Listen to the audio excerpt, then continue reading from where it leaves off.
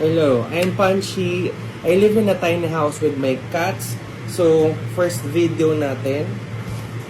Ito yung aking papakita. Tada! Isa siyang artwork na nabili ko sa TikTok. Yung pangalan nung artist is si CRTY.ILLUSTR. Ayan. Ilalagay ko yung info niya or itatag ko siya dito sa video para makita niyo yung mga artworks niya. Super cute na mga gawa niya eh. Mostly mga animals na very very cute. Ayan o. Cute. So pinadrawing ko sa kanya yung peg ng ating tiny house. Ito yung ating bahay. And pinalagay ko yung nanay ko. Yung nanay ko.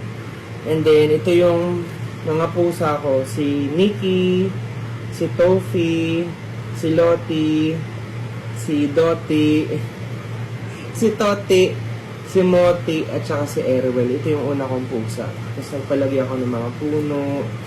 Ayan. Super duper cute. Ayan. And then, binigyan rin ako ng certificate of authenticity. Ayan. 12 by 12 inches.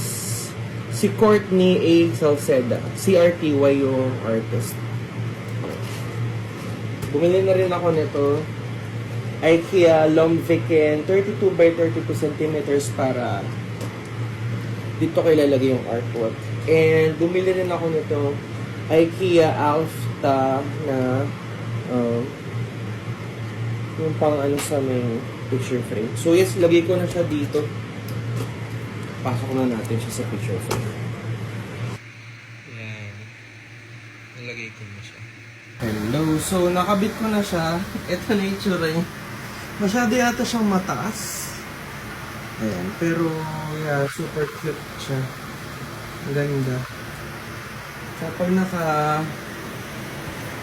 upo ako dito sa kama, nakikita ko na siya doon. Masyado nga siyang mataas, no? Ayan na siya.